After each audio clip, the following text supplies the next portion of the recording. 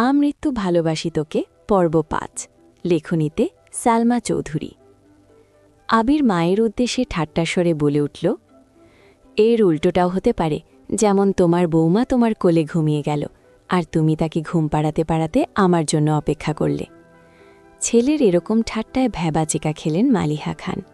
আবির পুনরায় শান্ত অথচ কড়া বলে উঠল, কাল থেকে তোমায় যেন বসে থাকতে না দেখি। আমার কিছু লাগলে চেয়ে নিব, আর খাবার টেবিলে রেখে দিও, আমি খেয়ে নিব। এই কথার কোনো উত্তর বা দিয়ে মালিহা খান স্বাভাবিক কণ্ঠে বললেন, তানভীর, মেঘ এখনও খায়নি, একটু ডেকে আসবি, এখন খাবে কি না? তানভীর ঠিক আছে বলে উপরে গেল। আবিরও নিজের রুমে গেল। ৫ মিনিটে ড্রেস পাল্টে ফ্রেশ হয়ে নিচে নামছে। এতক্ষণে মেঘ খাবার টেবিলে চলে এসেছে। ভেবেছিল ভাই ফ্রেশ হয়ে নামার আগে তাড়াতাড়ি খেয়ে পালাবে। খাওয়া অর্ধেক হতেই তার দৃষ্টি নিবদ্ধ হয় সিঁড়ির পানে। কালো টি শার্ট আর ট্রাউজার পরে হাতে মোবাইল নিয়ে আপন মনে নামছে আবির। মেঘ সরু চোখে নিরীক্ষণ করছে আবিরকে। মানুষটাকে দেখে হৃৎস্পন্দন বাড়তে লাগল মেঘের। এখন সে স্পষ্ট অনুভব করছে তার বুকের ভেতরে কিছু একটা হচ্ছে, কিন্তু বোধগম্য হল না কি হচ্ছে। নিজের অজান্তেই বুকের বাঁ পাশে হাত রাখল মেঘ। অনুভব করল কিছু একটা অনবরত নৃত্য করছে বুকের ভেতর। আবিরের চেয়ার টেনে বসার শব্দে ঘোর কাটল মেঘের। সব এগে হাত নামিয়ে আনল বুক থেকে। আবির মেঘের ঠিক বিপরীত চেয়ারটায় বসেছে। মেঘের ছোট্ট বুকটা অনবরত কেঁপেই যাচ্ছে। চোখ তুলে তাকাতে পারছে না মেয়েটা। শরীর কাঁপাকাঁপি আর হৃৎপিণ্ডের লাফালাফিতে সে বিত্তিষ্ট, দিশেহারা অবস্থা অষ্টাদশীর। ইচ্ছে করছে ছুটে পালিয়ে যেতে আবিরের সামনে থেকে, কিন্তু পারছে না। মনে হচ্ছে পায়ে শিকল দিয়ে বাঁধা। মালিহা খান হঠাৎ মেঘের হাতে হালকা ধাক্কা দিলেন। কিরে, কি হলো তোর? দ্বিতীয়বার ঘোর কাটল মেঘের। তৎক্ষণাৎ স্বাভাবিক হওয়ার চেষ্টা করল। কাঁপা কাঁপা গলায় বলল, কিছু না। এই বলে পুনরায় খাওয়ার চেষ্টা করল, কিন্তু এবার আর গলার দিয়ে খাবার নামছে না মেঘের। গলা শুকিয়ে কাঠ হয়ে গেছে। কাঁপা কাঁপা হাতে গ্লাস নিয়ে ঢকঢক করে অর্ধেক গ্লাস পানি নিমিষেই শেষ করে ফেলল মেঘ। আবির আপন মনে খাচ্ছে। সামনে বা আশেপাশে কি হচ্ছে এসব দেখার প্রয়োজনই মনে করল না সে। এই জগতের সব কিছু তার আগ্রহ সৃষ্টি করতে অক্ষম। আবিরের গা ছাড়া ভাব দেখে কিছুটা স্বাভাবিক হয়ে খাওয়া শুরু করে মেঘ। মাঝখানে এক পলকের জন্য তাকিয়েছিল আবিরের দিকে। কালো টি শার্টে মুখটা কত মায়াবী লাগছিল। এলোমেলো চুল, খাওয়ার স্টাইল দেখে দ্বিতীয়বারের মতো ক্রাশ খেল অষ্টাদশী। কে বলতে পারে, 2 দিন আগে পর্যন্ত আবিরের কোনো স্মৃতি ছিল না মেঘের মন মস্তিষ্ক জোড়ে। হঠাৎ মনে পড়লেও শুধু ওকে মেরেছিল এই স্মৃতিটাই মনে হতো, আর রাগে কটমট করত মেঘ। আর আজ বিকাল থেকে যতবার আবিরকে দেখছে ততবার মেঘের শীর্ণ বক্ষ ধরফরিয়ে উঠছে। ছোটবেলা যে ভয়টা ভাইয়ের প্রতি বোনের ছিল সেটা আজ বদলে গেছে।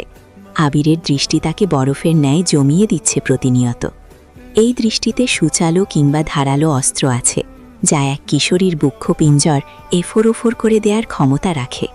আবিরের দিকে এক দৃষ্টিতে তাকিয়ে হাবিজাবি চিন্তা করছিল মেঘ। আবির চোখ তুলে তাকাতেই মেঘের মনোযোগ ঘুরে গেল।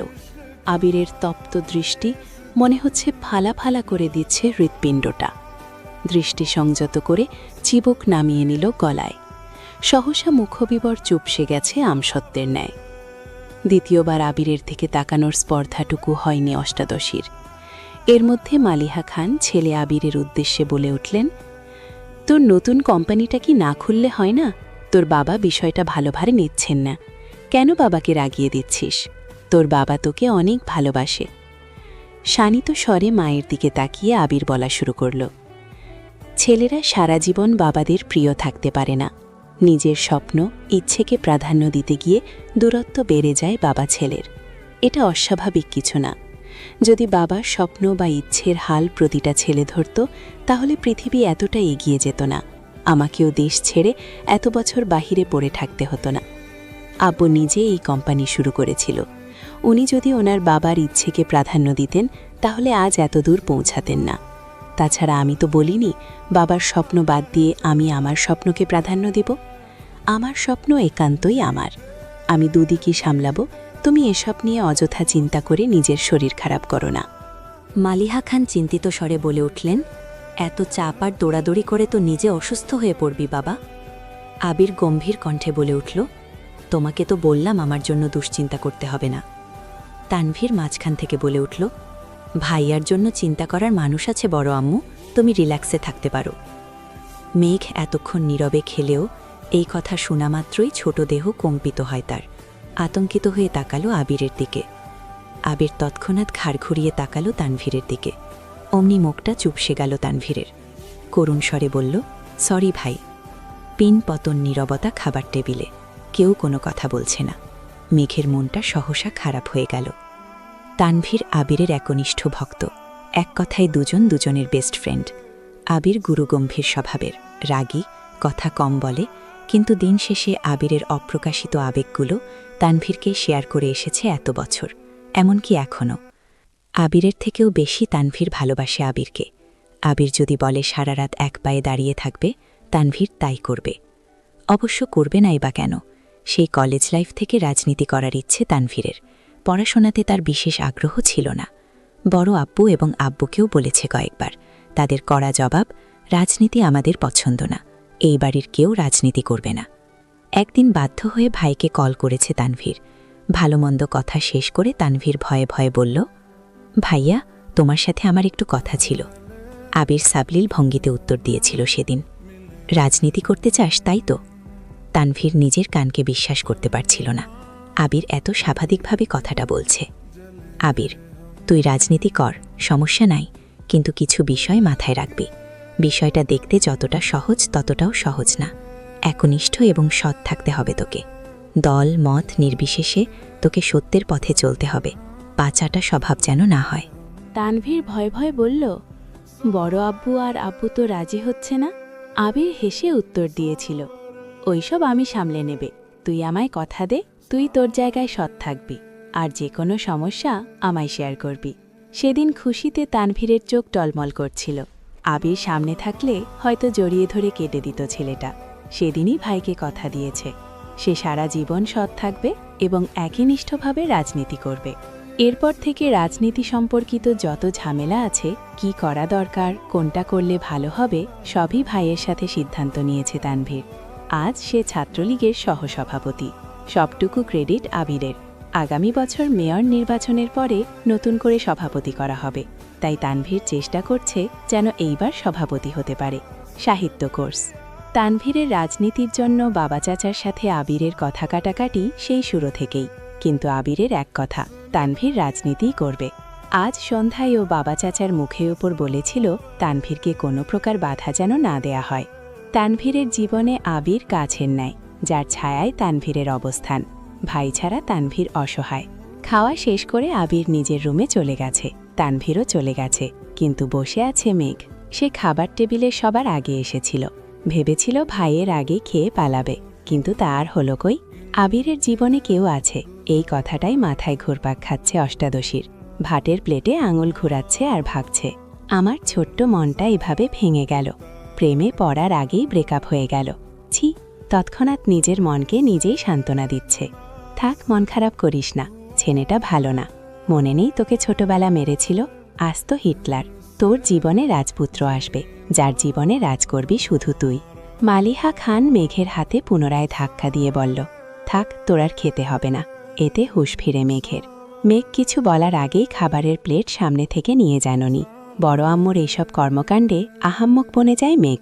মালিহা খান বলে ওঠেন, এভাবে 14 ঘন্টা ভাত নিয়ে বসে থাকলে বেশ হয়ে যাবে খাবার। মেঘেরও খাবার খাওয়ার তেমন ইচ্ছে নেই আর, সে তো নিজেকে সান্ত্বনা দিতে ব্যস্ত। হাতটা ধোয়ে রুমের দিকে যাচ্ছে। মালিহা খান মেঘকে ডেকে আবার বললেন, তোর কি পেট ভরেছে নাকি নতুন করে খাবার দিব তোকে? আর খাবো না, এটুকু বলে রুমে চলে আসে মেঘ। পড়তেও ইচ্ছে করছে না মেয়েটার, চুপচাপ শুয়ে আছে। চোখ বন্ধ করতেই ভেসে ওঠে আবিরের হাসি। বাইক এনে যখন হাসি মুখে বলছিল, কথাগুলো কানে ভেসে আসছে। কি সুন্দর করে কথা বলে মানুষটা, তাকানোর ধরন, রাগলে কুচকে ফেলা ঘন ভ্রুতুলো, সবই যেন চোখের সামনে ভাসছে মেঘের। সঙ্গে সঙ্গে চোখ খুলে ফেলে মেঘ, বুক ভেঙে আসে কষ্টে। এই লোক আমার ভাবনায় কেন আসছে বারবার? এই লোক তো অন্য কারো। এই বলে অভিমানে ঘুমিয়ে পড়ে মেঘ। আজ শুক্রবার সকাল থেকে বাড়িতে হইচই শুরু হয়ে গেছে। মিম, আদি আর মেঘ দুষ্টামি আড্ডায় মাতিয়ে তুলেছে ড্রয়িং রুম। 3 ঝা রান্নায় ব্যস্ত। আবির বাড়ি ফিরেছে বলে আবিরের 2 মামা, 2 খালা, তাদের বাচ্চারা সবাই দেখতে আসবে। মিম আর মেঘের মামা খালাদের বাড়ি থেকেও বেড়াতে আসবে মানুষ। বেশিরভাগ মানুষই চাকরিজীবী, যার ফলে শুক্রবার ছাড়া কারো সময় নেই। ইকবাল খান ব্যস্ত বাজার করা নিয়ে। যখন যা লাগছে উনি ছুটছেন আনার জন্য। তানভীরের সকাল থেকে কোনো খোঁজ নেই। সকালে নাস্তা করে বেরিয়েছে, পার্টি অফিসে কাজ আছে, বিকালে ফিরবে বলে চলে গেছে। এজন্য মেঘের কোনো ভয় ডর নেই। আপন মনে আড্ডায় মগ্ন মেয়েটা। হঠাৎ উপরে করিডর থেকে আবির ডাক দিল মাকে। আম্মু একটু কফি দিতে পারবে? এই বলে রুমে চলে গেল পুনরায়। উত্তর শোনারও প্রয়োজন মনে করেনি সে। মালিহা খান কফি করে মেঘকে ডাক দিলেন। কফিটা আবিরকে দিয়ে আয় তো মা। তৎক্ষণাৎ মেঘের মনে পড়ে গেল গত রাতের কথা। সহসা বলে উঠল, আমি কেন? মিম দিয়ে আসুক। মালিহা খান কিছুটা বিরক্তি নিয়ে বলল, ওরা নিলে ফেলে দেবে, তখন আরেক মুসিবতে পড়ব। বাড়িতে একটু পর মেহমান আসবে, জানা মা। মেঘ আর কথা না বাড়িয়ে ধীর পায়ে পায়ে হাঁটতে হাঁটতে আবিরের দরজা পর্যন্ত আসলো। গলা শুকিয়ে যাচ্ছে মেঘের, বুকের ভেতরে থুকফুকটা বেড়ে যাচ্ছে, হাত পা কাঁপছে। আস্তে আস্তে দরজায় টোকা দিল মেঘ। আবির। দরজা খোলা আছে। কাঁপা কাঁপা হাতে দরজা ধাক্কা দিল মেঘ। আবির ল্যাপটপে কি যেন করছে, তাকিয়েও দেখল না কে এসেছে। আবির, এখানে রেখে যা। মেঘ হাঁটতে পারছে না, হাত আরও বেশি কাঁপছে এখন, পায়ে একটুকু জোর পাচ্ছে না, ঠাই দাঁড়িয়ে আছে আগের জায়গায়। আবির ল্যাপটপ কেবিলে রেখে মেঘের মুখোমুখি এসে দাঁড়িয়েছে, হাত থেকে কফির কাপটা নিয়ে ড্রেসিং টেবিলের সামনে রাখে। মেঘের সেদিকে কোনো মনোযোগ নেই, তার মস্তিষ্কের প্রতিটা নিউরন ছুটছে এদিক সেদিক। বডি স্প্রের তীব্র ঘ্রাণে হুঁশে ফেলে মেঘ। তার থেকে 1 ফুটের দূরত্বে দাঁড়িয়ে আছে আবির। আচমকা এইভাবে এসে দাঁড়া নয়, একটু ভ্যাবাচ্যাকা খেল মেয়েটা। মেঘ ত্রস্ত ঘুরে গেল, নিজের উপর জোর খাটি সে পা বাড়ায় দরজার দিকে। সবেগে সুদূর হস্তে মেঘের কনুই চেপে ধরল আবির। কড়া কণ্ঠে বলল, এদিকে তাকা। অনিচ্ছা সত্ত্বেও ঘুরে দাঁড়ালো মেঘ। চিবুক নেমে গলায় আটকালো, সারা শরীর কাঁপছে। শীতল স্বরের হুমকিতে কানের লতি গরম হয়ে যাচ্ছে, সাথে আবিরের শরীরের আর বডি স্প্রের তীব্র গন্ধ নাকে লাগছে মেঘের। আবির পুরো কণ্ঠে বলল, কফিটা টেবিলে দিয়ে আসতে বলেছিলাম, কথা কানে যায় না? এতটুকু বলতেই মেঘ হেলে দুলে পড়ে যেতে নেয়। কালমাটাল মেয়েটার বাহু ধরে সোজা দাঁড় করিয়ে দিল আবির। জ্ঞান হারাতে হারাতেও যেন হারায়নি মেঘ। আবিরের চাউনিতে তীক্ষ্ণতা, গম্ভীর কণ্ঠে বলল, তুই কি পুষ্টিহীনতায় ভুগছিস? অবশ্য ভুগবি নাই বা কেন, খাবার প্লেটে আঙুল খোঁড়ালে কি আর শরীরে পুষ্টি হবে? প্রথমে গম্ভীর কণ্ঠে বললেও শেষটা যেন মজার ছলে বলল। মেঘের শরীর ঘামছে। কে বোঝাবে এই লোকটাকে, যাকে দেখলে অষ্টাদশের সব শক্তি নিমিষেই মিলিয়ে যায় কোথায় যেন, যার দৃষ্টি কেড়ে নেয় তার সমস্ত ধ্যান জ্ঞান ও মনোনিবেশ। আবির সাবলীল ভঙ্গিতে বলে উঠল, যেতে পারবি নাকি দিয়ে আসব? নিজেকে সামলে মেঘ বলল, পারব। তারপর গুটি গুটি পায়ে রুম থেকে বেরিয়ে যায় মেঘ। আবির তাকিয়ে আছে অষ্টাদশীর হাঁটার পানে। মেঘ কোনো রকমে নিজের রুম পর্যন্ত এসেছে, এক দৌড়ে এসে খাটে শুয়েছে। মন মস্তিষ্ক অস্বাভাবিকভাবে লাফালাফি করছে।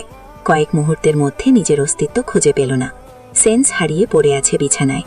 11টার পর থেকে মেহমান আসা শুরু হয়েছে। বাড়ি ঘর ভরে গেছে আত্মীয় স্বজনে। মিম আদি গোসল করে সেজে কুজে গল্প করছে সবার সাথে। আদির একেবারে নামাজের সময় ঘর থেকে বের হয়েছে। টুপি পাঞ্জাবি পরায় অন্যান্য দিনের থেকেও অনেক সুন্দর লাগছে ছেলেটাকে। সবাইকে সালাম দিয়ে টুকটাক কথা বলে মামাদের সাথে বেরিয়ে যায় নামাজ পড়তে। মেঘের দেহ এখনও বিছানায় লেপ্টে আছে। বোনকে খুঁজতে মিম উপরে গিয়ে দেখে মেঘ ঘুমাচ্ছে। ডাকতে ডাকতে মেঘের ঘুম ভাঙে। আপু, ও আপু, উঠো, এখন ঘুমাচ্ছ কেন? বাড়িতে মেহমান চলে আসছে, আজান পড়ে গেছে অনেকক্ষণ আগে। উঠো, নামাজ পড়ে রেডি হও, আম্মু আমায় পাঠাইছে তোমায় ডাকছে। কিছুক্ষণ পর মেঘের জ্ঞান ফেরে। পাশের দেয়ালে টানানো দেয়াল ঘড়ির দিকে তাকায়। 1:15 বাজে। তৎক্ষণাৎ শোয়া থেকে উঠে বসে। আবিরকে কফি দিতে গেছিল 8:30-9টার মধ্যে। 4 ঘন্টার উপরে তার জ্ঞান ছিল না। 5 মিনিট বসে তারপর গোসলে চলে যায়। নামাজ পড়ে আবিরের দেয়া একটা জামা পরে নিল মেঘ। বেগুনি রঙের গাউন, মোটামুটি গর্জিয়াস। চুলগুলো খোপা করে নিল। এত লম্বা চুল ছেড়ে রাখলে কিছুই করতে পারবে না সে। মুখে হালকা ফেস পাউডার দিয়ে গোলাপি রঙের লিপস্টিক দিল হালকা করে। রুম থেকে বের হলো প্রায় 3টার দিকে। মামা খালারা সবাই খেতে বসেছে, ছোটদের খাওয়া শেষ। রুম থেকে বের হয়ে করিডোরে দাঁড়িয়ে পরিস্থিতি বোঝার চেষ্টা করছে সে। বাড়িতে এত হইহুল্লুরের শব্দে মাথা ধরে ফেলছে মেঘের। নজর পড়ে সোফার দিকে। আবিরকে ঘেরাও করে বসে আছে সব মামালো খালাতো ভাই বোনরা। তার মধ্যে একজনের দিকে নজর পড়ে, স্পেশাল একজন, মালা আপুর দিকে। মালা আপু অনার্স 3য় বর্ষে পড়তেছে এখন। আবির ভাইয়ার মামাতো বোন। মালা আপুর একটা বড় আপুও আছে, উনি মাইশা। ওনার পড়াশোনা শেষ, জব করতেছেন এখন। 2 বোনই এসেছেন। কিন্তু মালা আপুর দৃষ্টি কেমন জানি আবির ভাইয়ার দিকে এমনভাবে তাকিয়ে আছে যেন চোখ দিয়েই গিলে খাবে আবির ভাইকে। বিষয়টা দেখেই মেঘের মেজাজ গরম হয়ে গেছে। তৎক্ষণাৎ মনে পড়ে গেল রাতের কথা। তানভীর ভাইয়া তো বলেছিল আবির ভাইয়ার জীবনে কেউ আছে। মালা আপুই কি সেই কেউটা? ভাবতেই বুক ভরে ওঠে কষ্টে। আবিরের সমবয়সী একটা ভাইয়া আছে, নাম সাকিব। উনি আবির ভাইয়ার দ্বিতীয় বেস্ট ফ্রেন্ড বলা চলে। আরও কয়েকটা ছোট ভাই আবির ভাইকে এটা সেটা অনেক কথা জিজ্ঞেস করছে। বিদেশে কেমন লাগে, পড়াশোনা কেমন, কিভাবে থাকতে হয়, এসবই। মেঘ ধীর স্থির পায়ে সিঁড়ি দিয়ে নামছে। আবির এক পলক তাকায় সেদিকে, পুনরায় ভাইদের কথায় মনোযোগ দেয়। মেঘকে দেখে 2-4 জন ডাক শুরু করে, এই মেঘ কেমন আছিস, এদিকে আয়। মিম ছুটে আসে মেঘের দিকে, আপু তোমাকে অনেক সুন্দর লাগছে, মাশাল্লাহ, নজর না লাগে কারো। মেঘ মুচকি হাসল। মিম মেঘকে টেনে নিয়ে সোফায় বসালো। সবার সাথে কথা বলতে বলতে হঠাৎ দৃষ্টি পড়ে আবির ভাইয়ার দিকে। উপর থেকে সে শুধু মালা আপুর নজরটাই দেখেছে, এখন সে আবিরকে দেখছে। নীল পাঞ্জাবি, সাদা প্যান্ট, মাথায় টুপি, আহা কত মায়াবী লাগছে। আবিরের হাস্যোজ্জ্বল মুখটা দেখে প্রেমে পড়ে গেছে মেঘ। যত্রতত্র দৃষ্টি সরিয়ে বাকিদের সাথে কথা বলায় ব্যস্ত হল। বড়দের খাওয়া শেষ। মেঘ উঠে সবাইলে সালাম দিয়ে খুশ গল্প করতে লাগে। খালামণিদের অনেক দিন পর দেখছে। আগে বিয়েতে গেলে টুকটাক দেখা হতো, কিন্তু তানভীরের অত্যাচারে মেয়েটা বিয়ে বাড়িতে যাওয়া ছেড়ে দিছে, তাই মামি আর খালাদের সাথে দেখাই হয় না। মামা অবশ্য মাঝে মাঝে দেখতে আসে, এটা সেটা নিয়ে আসে। সারাদিনের ঘোরাঘুরি শেষে সবাই নিজেদের বাড়ির উদ্দেশ্যে রওনা দেয়। থাকার জন্য বলেছে সবাই, কিন্তু চাকরিজীবীদের কাছে বেড়ানো মানে কয়েক ঘণ্টায়। বিদায় বেলায় মালা আপুর আর্চনে মাথায় রক্ত উঠে যায় মেঘের। ভালো করে বললেই হয় বেড়াতে যাবেন, গায়ে ঢলে পড়ার কি আছে আশ্চর্য। মালার এরকম আচরণে আবির ভাই তৎক্ষণাৎ সরে না গেলে তো উপরে পড়ে যেত এই মেয়ে। রাগে ফুঁসতে ফুঁসতে মেঘ নিজের রুমে চলে যায়। মেহমানদের বিদায় দিয়ে আবিরও বাইক নিয়ে বেরিয়ে পড়ে কোথায় যেন। মাঝখানে তানভীর একবার এসেছিল, সবার সাথে দেখা করে আবার বেরিয়ে গেছে। পার্টি অফিসে কি নিয়ে ঝামেলা চলছে, তাই বসার সময় হয়নি তার। মেঘ নিজের রুমে দরজা বন্ধ করে কাঁদতে লাগল, কিন্তু কেন কাঁদছে সে নিজেও জানে না। অতিরিক্ত রাগে কান্না আসে মেয়েটার।